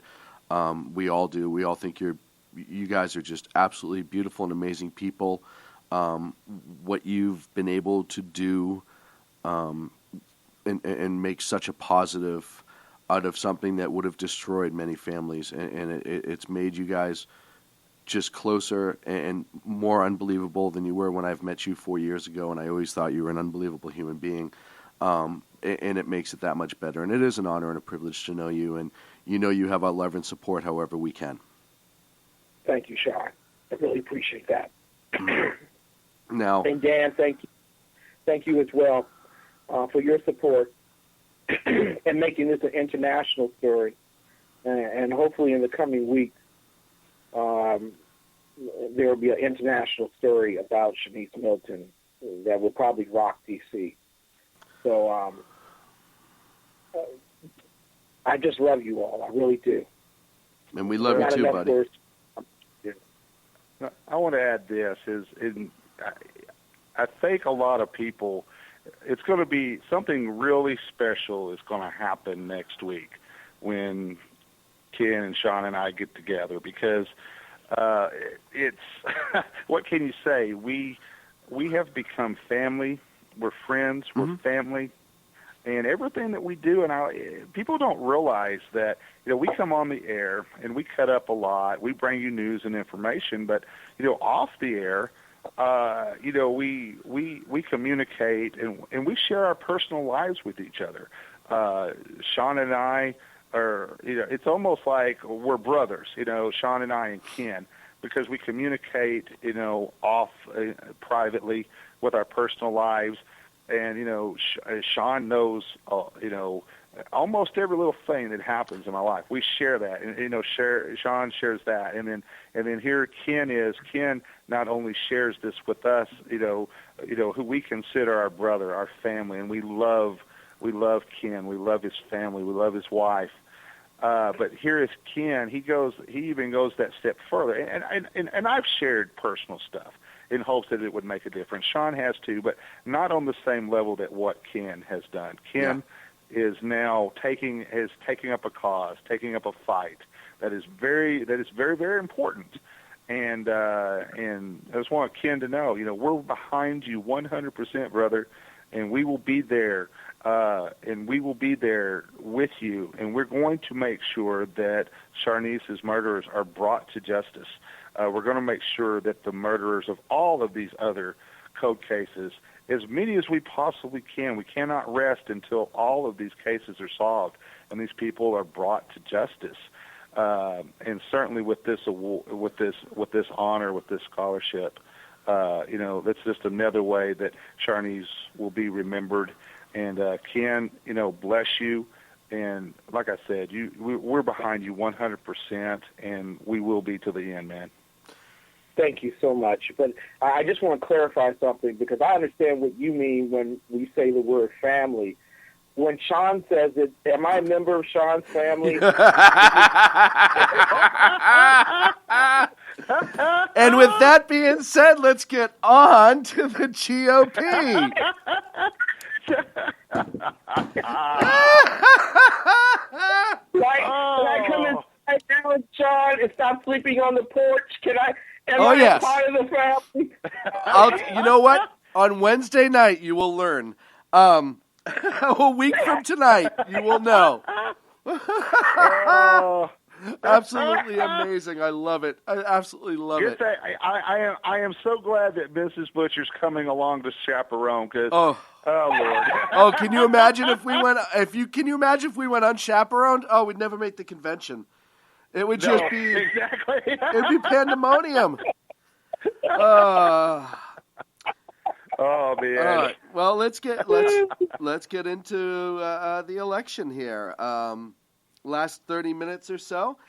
What I expected to waste about an hour on this segment, and we got it down to 30 minutes. Congratulations to us. Good. Yes, nailed it. Senator Ted Cruz drops from the race last night after losing in Indiana.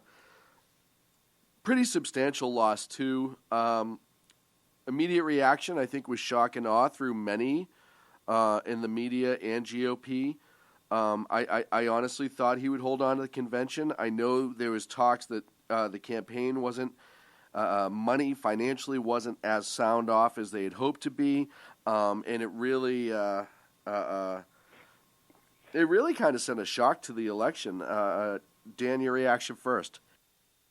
I'm going to say that the deal maker is starting to make the deals. I think it's no coincidence that Ted Cruz announced that he was dropping out last night. I think it is no coincidence that somebody finally told Kasich that he had no chance of winning, and so he announced that he was dropping out today. Now, tonight on Bill O'Reilly's show, Donald Trump was on the show, and number one, earlier in the day, he announced that he was more than open to vetting, guess who, for vice president? John Kasich. Yep. And then he goes on tonight on Bill O'Reilly's show and and during the interview, basically says, hey, I like Ted. I hold no grudges against him, blah, blah, blah, blah, blah. And I would entertain him as a possible vice presidential candidate. I think the deals are starting to be made as far as who the running mates are going to be, the cabinet positions. All that needs to be in place now that Trump is going to be the nominee moving forward. I made this analogy. I had this conversation today, and I'll make this short so that we can get you guys in, because I'll take up the rest of the show if I keep talking. But I'll make this short. I made this analogy today. I think there is still a very strong possibility that Cruz and Trump are on the ticket.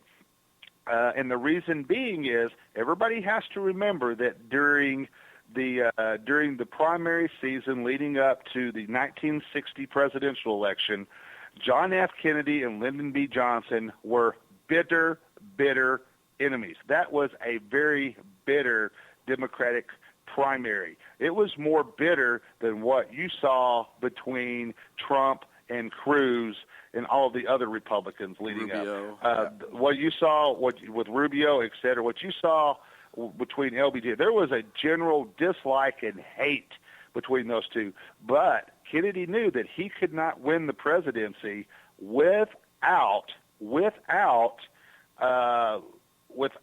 Lyndon B. Johnson. And so I think Donald Trump has come to the realization that he needs to have all of these things in place. And I will say this: even if we move forward, and I'm going to give, I had this thought, but I'm going to give the credit to Dave for mentioning it in the chat room. But there's also the possibility that the deal was made that if Trump is elected, Ted Cruz goes to the Supreme Court and is a nominee there. So you're starting to see we knew that, Trump is a deal maker. He likes to surround himself with talented individuals, knowledgeable individuals, and I think we're starting to see that right now with Trump and the deals being made with these guys drumming out moving forward. Interesting. Go ahead, Ken, please. No, I love Dan. Dan has brilliant analysis of the scenarios and situations. I believe that right after the announcement by Cruz and Kasich that they were aligning, that he went into work mode at that particular point. Yes. Behind the scenes, he had a visit the following day with GOP chairman Reince Priebus. Yes. They say that it was just to learn the rules, but no, my man was making some deals. I always thought that Ted Cruz would be the next justice for the Supreme Court. He would be the justice nominee. Number one, because he has a whole lot more experience legally than most others combined. He is considered a scholar, constitutional scholar. His only peer would probably be Senator Mike Lee out of Utah. In terms of that, everyone hates him in the U.S. Senate. They don't want him there. I really think that he would be, if not the vice presidential nominee, because Trump has to turn to the right one way or another, somewhere around the way, and it's not going to be with choosing Kasich against his vice president. Nope. He has to give some modicum of respect and reward and tribute for their support. Cruz being vice president candidate would do that, but I don't think they would serve well together. I just don't think they're going to see eye to eye together. So sending him to the Supreme Court might be the best benefit for both parts, Cruz as well as Trump. I really think Trump. I just one last thing. I really think Trump needs someone from the South, like John F. Kennedy needed someone from the South to give him the ticket cover that he needs. And I don't think it's going to be Jeff Sessions, but I do think it's going to be someone from out of Florida or from Texas that will be on that ticket with Donald Trump. Well, and first, I have to disagree with you about Cruz and Trump working together, because I think they're both a task-oriented person, and I think they could put their personal differences aside in order to come to a pretty good selection. I think they'd balance each other well, too. And I think they both have enough strong enough constitution internally in order to get the job done. That being said, I agree with Ted Cruz would be an outstanding Supreme Court justice. Yeah. And it's hard because I said earlier today on River Common Sense with Jersey Joe, I said, it's hard to see which way he could go, because another couple of years and he could learn from the mistakes that I think he made in this election. I think he made mistakes. I'll be the first one to say it. I think the speech that Cruz gave last night as he was suspending his campaign is the Ted Cruz that many of us who followed his rise know and love. And I do think he's an amazing senator and an amazing person. But I don't think we saw that enough while he was on the campaign trail. And I think there was too much of the advisors telling him how to act and speak versus him just being himself, which is what people enjoy and feel attracted to. And I think that's what hurt him more than everything else. You know, he tried to out-Trump Trump a couple times as far as the argument and the name-calling, and that backfired on him. And he was never really able to get back to who he was, which was the person who gave a completely powerful and amazing speech last night before suspending his campaign. It was filled with patriotism. It was filled with honor and dignity, and he was also very, very humble. And I think if you saw that Ted Cruz this entire time, it would have been a different election. I truly believe that. But what you saw, and I pointed out in an article I wrote today, is you saw a Ted Cruz who may have been cozying up a little bit with the old school GOP to try to get some deals done. He had some GOP advisors who were kind of pointing him in a certain direction, and it showed extremely transparent to a lot of people. And once word got out that there may be a contested convention, that was the beginning of the end, because people were not going to sit there and allow their choice, whether you agree or disagree, to be hijacked just like the Democrats do in their party. Mm-hmm. And, and by the way, I don't mention Kasich because I don't think he's worth mentioning. He found out today he dropped out of the race. The rest of us found out 8 months ago. Yeah, that's the truth. There was a great picture online with Kasich with his hands up, and he was like, cool, Cruz dropped out of the race. I guess I'm going to be president. Like, that's just how oblivious he is to reality. I know that Kasich was serving a role on one way or the other. And depending on how you want to look at it, it was funny. At the beginning, everyone thought Kasich was a GOP plant to keep people from Trump. And then as time's gone on, everyone's like, well, maybe he was a Trump plant to keep people from the GOP. There's no real – we'll probably never know what the answer was. But the answer or the outcome is we now have the eventual nominee, unless something changes dramatically, and Donald Trump. He's starting to look at VP selections. You said somebody from the South. A lot of names come up. I know Nikki Haley said that she's not at all interested. She released a statement today saying she wasn't interested. Yeah. But you also have to look at some folks who were in the election, Bobby Jindal. I think that's an amazing name to throw. I think that really gets you a lot of places. Really conservative guy from the South. It helps you out quite a bit. So there's, and the other person who's out there is somebody who endorsed Trump very, very early in Sarah Palin. And she may say, we always hear people say, I'll never do that again. I don't care about that. When the right opportunity arises, you're going to do it again. So it's going to be interesting to see where that goes. The biggest problem, guys, that I think we have right now is you have the never Trump people who are not going to support Donald Trump, that are Republicans. Is there enough independents and or others, and Democrats who are coming over perhaps, to fill that gap? I don't know. I know libertarians are putting out all over the place that registration of the Libertarian Party doubled today. So that's kind of interesting. But that makes it 4 people. Yeah. Yeah.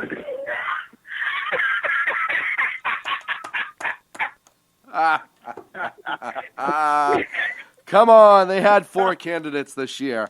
And listen, I have no ill will against the libertarians whatsoever. I've been saying for a long time that that's a part of the party that our candidates need to embrace more, and they don't do it. But now you have this never Trump mentality going up against the never Hillary mentality. Gentlemen, you've both watched and been part of politics for a long time. Ken, I want you to go first. What is your prediction, and what do you think Trump would do? Sean is redeeming himself. Oh, I am so proud of you, Sean. Yeah, you must have got that letter from the Discrimination Council. No, Black came. Hey, Ken, Black came up on my roulette wheel. That's the only thing. Black came up on the roulette wheel.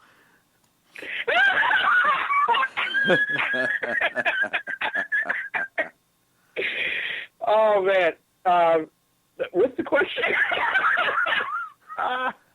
What? Can Donald Trump win the Never Trump people over, and if so, how? Yes, he's doing it right now. First and foremost, he crushed the conservatives.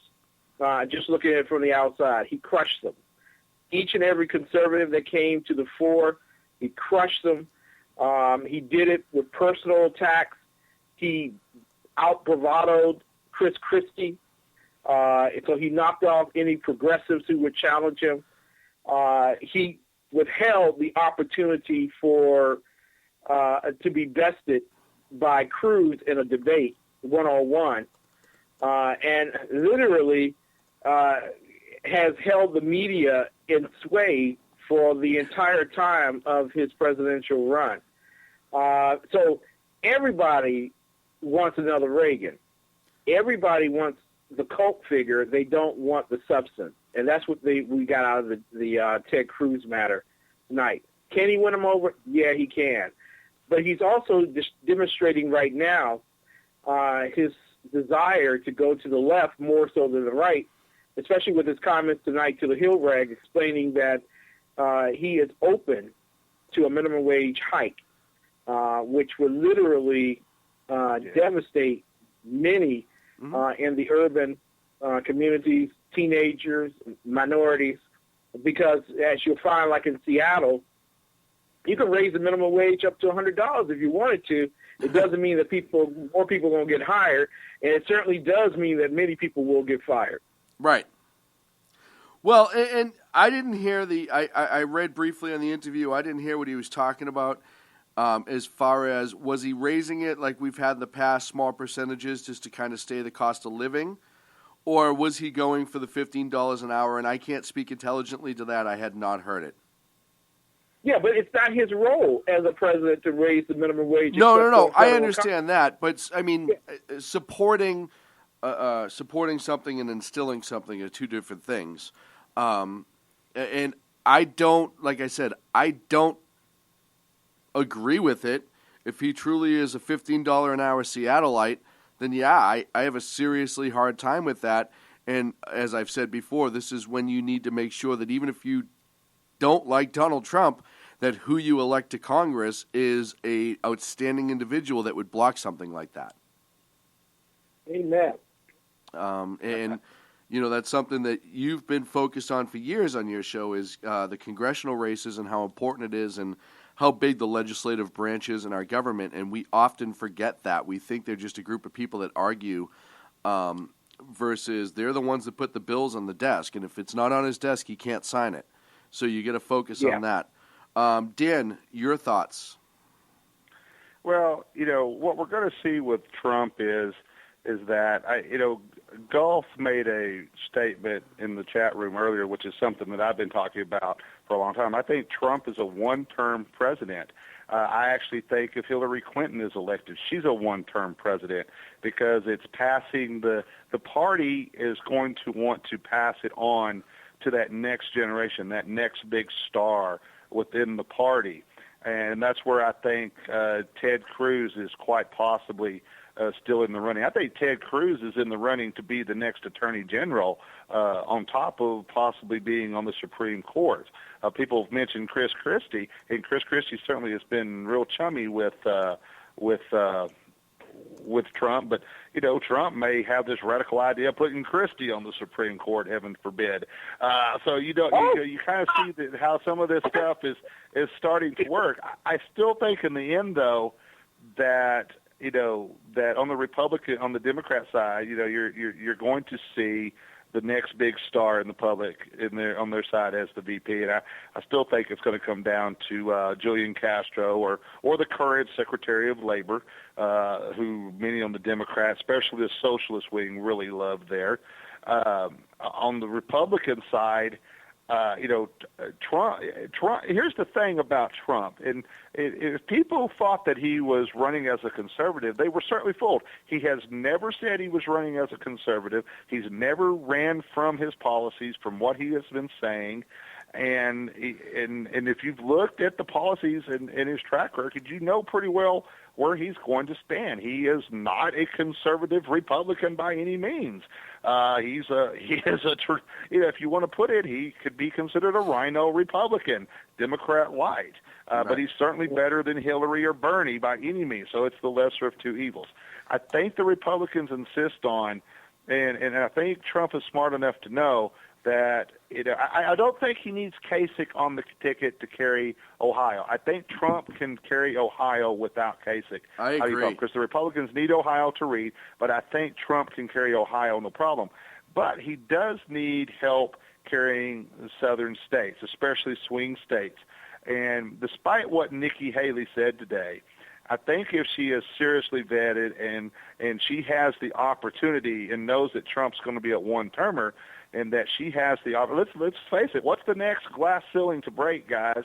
And that is to elect the first woman president. And I would certainly like to elect somebody that has somewhat of some competence versus what we had with electing the first African American president. Mm-hmm. A self-avowed constitutional scholar that never taught an actual class in his life, never actually wrote a article or published anything for the Harvard Review. Just loved the title. Bill Ghost Clinton wrote really his sucked. Book. He didn't even really write his own books. But I think that's that glass ceiling the Republicans would like to break. And the names that I think at the top of the list, Condoleezza Rice would be my top, but I don't think Condoleezza Rice is going to leave her gig at Stanford anytime soon. I think she's too smart right now. Yeah, but I still think Nikki Haley is there. She's a sitting governor. She brings that executive experience. Susana Martinez is certainly, who's the governor of New Mexico. There is some issues with her. She's not a conservative Republican, but she would appeal to women voters, certainly balance that ticket out. So you have that to come in play. Some people have mentioned Senator Joni Ernest, who is a war veteran, as possibly being a vice presidential candidate. Yes. I think the name at the top of the list right now is Marsha Blackburn on the Republican side to be the vice presidential candidate. Kind of that unknown. But behind the scenes, there's a lot of stuff on Capitol Hill. Her congressional record, is kind of shaky, but it's still solid compared to her peers. So that is somebody that could come into play. Look at somebody mentioned Sarah Palin earlier. I think Sarah Palin is going to be part of a Trump administration, but I think she's either going to be an economic advisor or she would be perfect, for Secretary of Energy or something like that, which is a role that she actually held in the state of Alaska prior to becoming governor. Yeah. So you can see how this is all starting to play out. Trump's starting to put the pieces in play. There was a reason that Reese Priebus came out 5 minutes, well, not even 5 minutes, 5 seconds. He is our candidate. He is our candidate. 8 minutes earlier, he wouldn't have taken a leak on Trump if he was on fire. Yeah, exactly. And he didn't just come out and say he's our candidate. It was forceful. You heard that. You heard that thump on. He is our candidate moving forward. That's because he knew that the deals had been made for Cruz to back out and accept some type of role. The same thing for Kasich. And we'll start to see that play out here in the I don't even think over the next few weeks. I think we're going to start to see all this playing out over the next few days, guys. I think I said in talking to you and Joe last night on the special we did, and I wrote in my article. I thought I wrote in my article today. It's going to be quick. It's going to be fast. He's going to get some affairs in order quick, so he can start while the Dems are still ripping themselves apart, he can start rebuilding a little bit with the party and trying to get some support where he may lack it. And the Never Trump people, I saw an article today from I forget who it was from, but he essentially said, "Hey, just because you're not voting for Trump doesn't mean you're a vote against Hillary," which is something that I said pretty much outright in my article. Is if you don't vote for Trump and you're a registered Republican, then you're kind of voting for Hillary, and maybe not giving her a tick in the populist vote, but what you're doing is giving her that much more distance to close and or overcome, depending on how it lines up.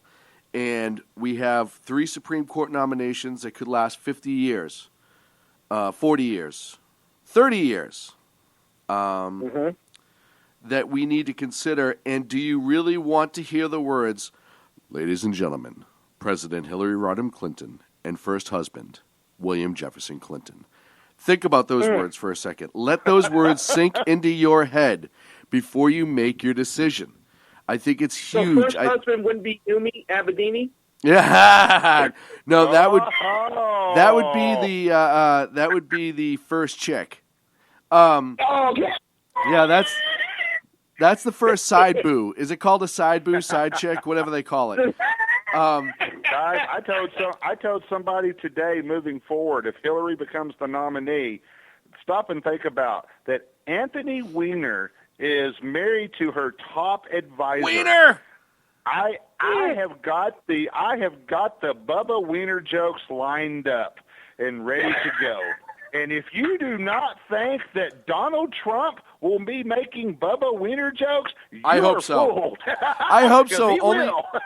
at this point, I'm in it for I am absolutely in it for the hilarity at this point as well. Yeah. And hey, listen, guys, we're losing Biden for the jokes, but if we pick up Trump for the show-wise, anyhow, it could be a good thing. And listen, I will support the nominee, and I've said this time and again. And I think we need to, because we need to keep Hillary Clinton from getting into office. Because, listen, she's the evil we know. We know she's evil. We know she let 4 people die in Benghazi. We have speculations on Donald Trump, and yes, we have some history of him as not elected official. But at the end of the day, I said to somebody today, it's quite possible that in the middle of the night, a year and a half ago, he had a come to Jesus moment. He's not changing who Donald Trump is on the public forefront, but that doesn't mean that in his heart may be different, and it's something that we have to watch for. And I could be wrong, but I mean, I'd much rather give Donald Trump the benefit of the doubt than Hillary Clinton. That's all I'm saying. If I was hanging, waiting to be cut down, I'd much rather have Trump standing near me with a knife than Hillary. Trump, let me throw this out there. For all of you never Trump people out there that are saying you're going to sit this election out, you're the same folks that set out the election in 2014, and Mitt Romney ended up losing that election. Yep. Let me tell you this. If for any reason to elect Donald Trump, if for any reason to elect a Republican, if you're looking for a reason, here's your reason. It is to make sure that justice is brought for the death of the 4 Americans in Benghazi, that justice is brought to all of the wrongdoings, all of the criminal acts that were brought against or were brought against conservative groups, for all of the money that the Clintons have funneled through the Clinton Foundation that has been taken away from people that were supposed to receive that money for charities, and especially in Haiti, where you're talking about tens of millions of dollars that never made it. If you're looking to bring her to justice and you really want to see her indicted and thrown into prison, we have got to put a Republican in the White House. I agree. And I guarantee you, if we put a Republican in the White House, and then if you were to put somebody such as Ted Cruz or even Chris Christie as the Attorney General, she would be indicted and she would be brought in front of a court, guys. And that alone is worth electing Donald Trump or a Republican as the next president of the United States. I wholeheartedly agree. Gentlemen, we are out of time. the exceptional one, Ken McClinton. Sir, thank you so much for calling and Thank joining you. us for this segment. I want to throw out a special thank you to Lusty Dominique, who called in earlier to give us her insight. It was an unexpected but very appreciated call. Dan, the man butcher, sir, I look forward to seeing both you gentlemen next week. Dan, thank you so much for stepping in and joining me on such a last minute. And the work you guys both do is profound, and I appreciate it very much, and the love and support you've given us here. And I look forward to spending a lot of time with you guys next week and really cutting it up in person and making a difference out there. Thank you. You bet. Looking forward to this, John. Love you guys. Hey, Dan. God bless. You bet. Love you guys. This is the Sackheads Radio Show. We'll be back next Wednesday where I will be broadcasting from Texas. Clint will be broadcasting from the studio just to make things even more screwed up for the Texas State GOP Convention. Check us out on Facebook, social media. We're all over the place. Twitter at Sackheads. I'm at Edge of Liberty on Twitter. You can also Sackheads Show on Facebook, at Sackheads, Sackheads Radio on Facebook. You can just find us. Now, stick around. The last 5 minutes of the show, I'm running long, but it is going to be the newest conservative bite by the unpleasant blind guy called Now What? And here we go.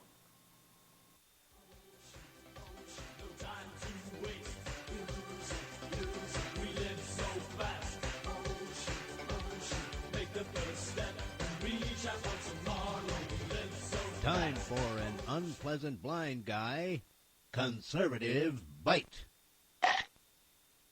I've just had one of the most frightening experiences of my life. Someone just asked me regarding the 2016 election. Now what? Since Ted Cruz dropped out of the race last night, I've been trying to wrap my head around the new political reality in the United States of America, and this is my response. I want to talk to 4 groups. Group 1, Trump supporters. Through a combination of a compliant media and Democrats voting in open primaries, your man won. If you worked hard for Donald Trump, it just paid off. Congratulations. Have your moment. You deserve it. But just remember that if there's anything worse than a sore loser, it's a sore winner. The Cruz supporters and people who supported other candidates that some of you have disparaged through these primaries are the ones you're going to need to get your man over the top in November. Celebrate, but understand that rubbing their noses in it is not going to get you the support that you want.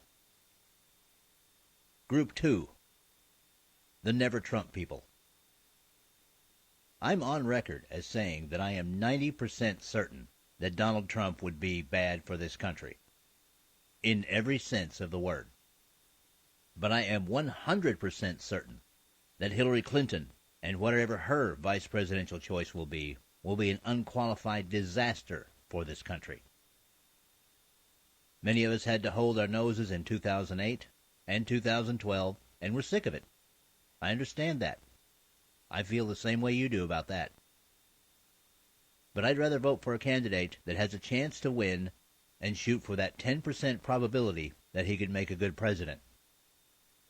It ain't much, but when it comes to defending the Constitution of the United States, when it comes to defending personal liberty, I'll take 10% over 0% any day. Think about it. Group 3, Cruz supporters who are not Never Trump. My friends, we fought together as samurai of old. For honor, for our country, for our Constitution. In this battle, we epitomized the old Japanese saying that death is a feather and duty is a mountain. I was every bit as proud to stand with you in this struggle as I was to stand with those who ushered in the Reagan Revolution in 1980. Be proud, remain dutiful, and never let anyone make you hang your head in shame. In Group 4, listeners to the Unpleasant Blind Guy. While I will support the nominee of the Republican Party for President of the United States, I will also be watchful of Donald Trump. My feelings about him have not changed from last night when Ted Cruz was running for president to today when Ted Cruz has dropped out. I take nothing back that I've said. I will be monitoring what Donald Trump does and commenting on it honestly in the light of constitutional conservatism. If Donald Trump is who I think he is, the news will not be good. And I will bring that to you fairly and honestly. But if Donald Trump turns out to be a great president, I will be honest enough with you and myself to report on the positives, and if need be, publicly sit down in front of a big steaming plate of humble pie and eat my fill. I owe you nothing less than to be real, as I have always said that I would be. And to all four groups, remember, there is always a fallback plan. Just go to YouTube, to the Unpleasant Blind Guy page, and look for The Way Back.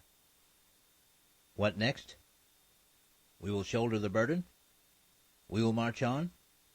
And in the end, the cause of personal liberty will win out. God bless you all, and God bless the United States of America. This has been an Unpleasant Blind Guy Conservative Fight.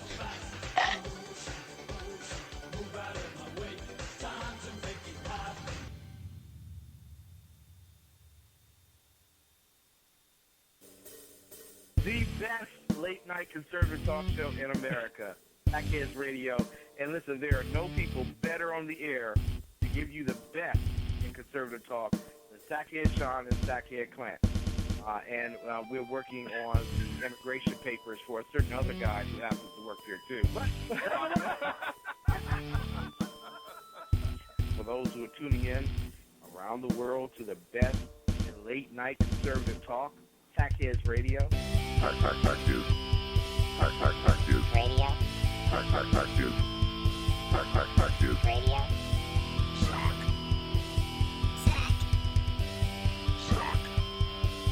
Sack. The best late-night conservative talk show in America. In America. In America. Into the silo. And in this web was a large, I'm pretty sure it was the biggest spider I've ever seen.